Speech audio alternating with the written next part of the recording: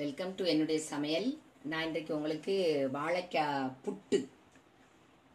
புட்டு பொரியல்னு சொல்லலாம் நினைக்கிறேன். நாங்கள் வாழைக்காய் புட்டுன்னு சொல்லுவோம். ஸோ அது எப்படி செய்கிறது அப்படிங்கிறத நான் உங்களுக்கு செய்து காமிக்க போகிறேன். அதுக்கு தேவையான பொருட்கள், முதல்ல வாழைக்காய் இப்படி நல்ல டைட்டான, நல்ல சாஃப்டாக இருக்கக்கூடாது, பழமாகவும் இருக்கக்கூடாது, நல்ல விளைஞ்ச வாழைக்காய் எடுத்துக்கோங்க. இப்படி 2-3. தேங்காய், இது வந்து இன்னும் கடுகு, உளுத்தம்பருப்பு, கடலைப்பருப்பு வேணாலும் போட்டுக்கிடலாம். நான் அதை சேர்க்கலை. சீரகம், உப்பு, பெருங்காயம். ஏன்னா அது வந்து கேஸ் அப்படிங்கிறதுனால, வாயு அப்படின்னு சொல்லுவோம். அதனால் அது நான் பெருங்காயம் எடுத்துருக்கிறேன். க்ரீன் சில்லிஸ், ஒரு வெங்காயம், பூண்டு, மெயினாக பூண்டு, கார்னிஷ்க்கு கொத்தமல்லி தழை, நம்ம கருவேப்பிலை. இது கருவேப்பிலை ரொம்ப முக்கியம். ஸோ அதனால் இவ்வளவு தான் தேவை. இது ரொம்ப ஈஸி. இது எப்படி செய்கிறதுன்னா, முதல்ல குக்கரில் அல்லது நார்மல் பாத்திரத்தில் நம்ம இது தண்ணி ஊற்றி, தண்ணி வந்து ரொம்ப தண்ணி வைக்கக்கூடாது, இவ்வளவுதான், ஓவராக தண்ணி வைக்கக்கூடாது. இது வேகிற அளவுக்கு ஒரு விசில் வச்சு எடுத்துட்டு அதனுடைய பல்ப்பை வச்சு தான் இப்போ நம்ம சமைக்க போகிறோம், பொரியல் வைக்க போகிறோம். மிக்சரில் சீரகம், தேங்காய் கொஞ்சோண்டு, ஒரு சில் அளவு, ஒரு சில் கொஞ்சம் கூட, க்ரீன் சில்லி 2 காரம் இல்லாதது, 2-3-4 காரம் உள்ளது. ஏன்னா கொஞ்சம் காரம் இருந்தால் தான் நல்லா இருக்கும், இல்லாட்டி ஒரு மாதிரி இருக்கும். ஆகையினால இது வந்து இப்படி அரைக்காட்டாலும் பரவாயில்ல. நான் இப்போ 1-2 தட்ட போகிறேன். நீங்கள் தேங்காய் பூ போட்டு சீரகம்லாம் அப்படி போட்டு கூட பண்ணலாம். பட் எனக்கு வந்து இந்த புட்டில் வந்து நல்லா கோட்டிங் ஆகணும். ஸோ ஆகையினால நான் இப்படி பண்ணுறேன். இது ஒரு ஜஸ்ட் நம்ம பொரியலுக்கு எப்படி ஒரு தட்டு தட்டுவோம், அப்படி ஒரு தட்டு.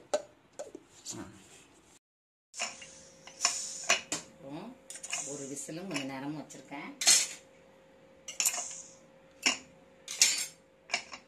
தரோவா ஏர் போனதுக்கு அப்புறம் தான் திறக்கணும்.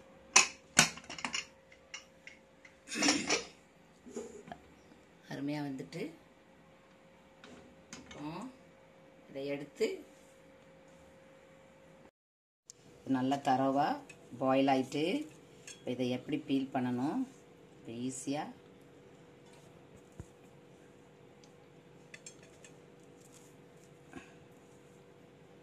வச்சுடு.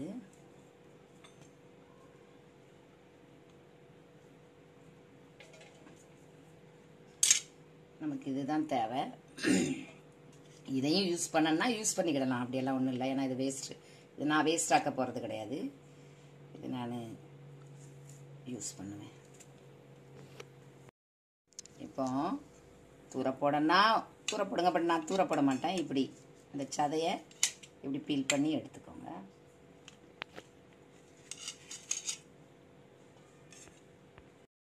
எடுத்து இந்த பல்ப்பை கைட்டு அல்லது நம்ம சீவுறது இருக்கும் கிரேட்டர், அதில் கூட சீவிக்கிடலாம்.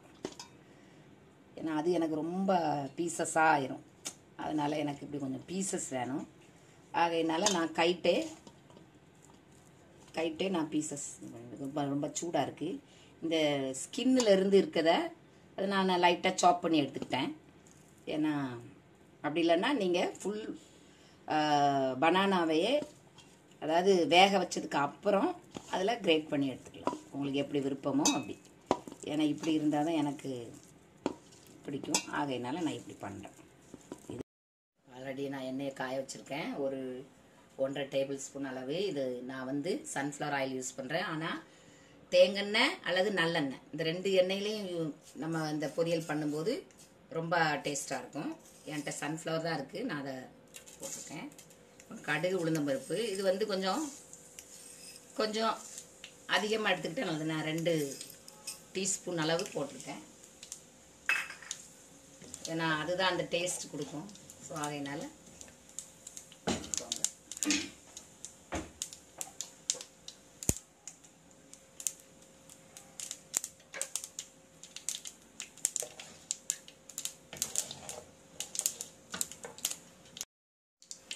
கடுகு, உளுந்தம்பருப்பு நல்லா பொரிஞ்சதுக்கப்புறம் வெங்காயம், ஒரு பெரிய வெங்காயத்தை நான் அது ஸ்லைஸ் பண்ணி வச்சுருக்கேன். கருவேப்பிலை, பூண்டும் கூட இதில் போட்டுக்கிடலாம்.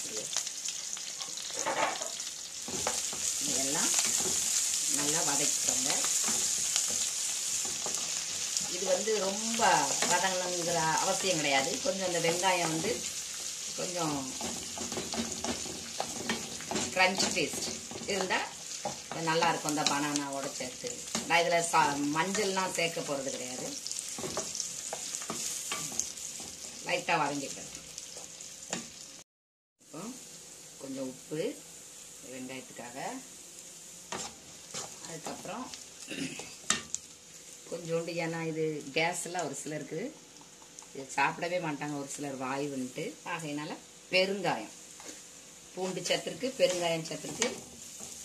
நான் மஞ்சள் தூள் சேர்க்கலை, உங்களுக்கு வேணும்னா சேர்த்துக்கலாம். நல்லா வெல் மிக்ஸ்.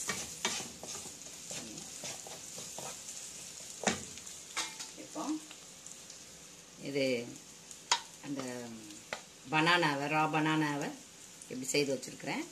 இதை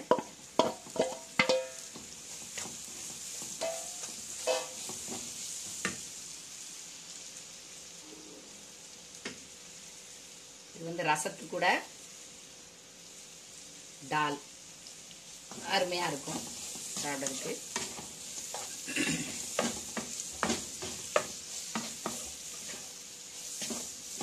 நல்லா வதங்கிடும். லைட்டாக ரொம்ப நேரம் வதங்க வேண்டாம். இந்த நல்லா மிக்ஸ் ஆனதுக்கப்புறம் இதில் சீரகம், சில்லி, கோகோனட், தேங்காய் இது 1-2 தட்டி வச்சுருக்கிறேன். இதை போட்டுறேன்.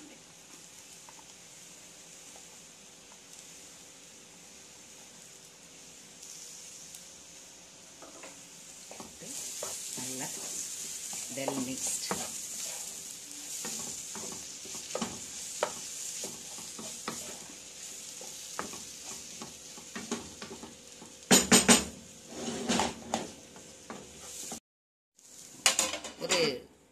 ஒரு அரை நிமிஷத்துக்கு, ரொம்ப வேகணும் இல்லை, அந்த ஃப்ளேவர் இருக்கணும்.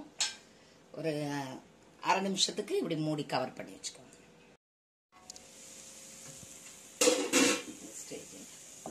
நல்லா அந்த பச்சை வாசனை கொஞ்சம் போயிருக்கும். சூப்பராக ரெடி ஆயிட்டு, இது நல்லா ரசத்தோட டாலோட பிள்ளைங்க நல்லா சாப்பிடுவோம். ஏன்னா காரம் ஒன்றும் இருக்காது, மசாலாலாம் ஒன்றும் இருக்காது. பெரியவங்களுக்கு எல்லாரும், நம்ம தமிழ்நாட்டில் எல்லாருக்கும் தெரியும். இது நம்ம வர்ற சின்ன பிள்ளைங்களுக்கு.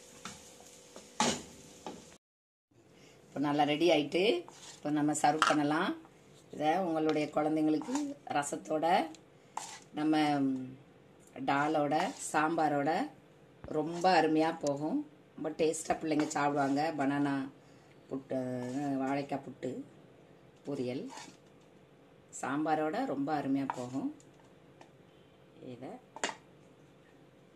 செய்து பார்த்து எனக்கு கமெண்டில் சொல்லுங்கள். இவ்வளோ நேரமும் என்னுடைய வீடியோ பார்த்ததுக்கு ரொம்ப நன்றி.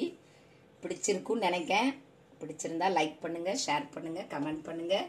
ப்ளீஸ் சப்ஸ்கிரைப் பண்ணுங்கள். தேங்க்யூ.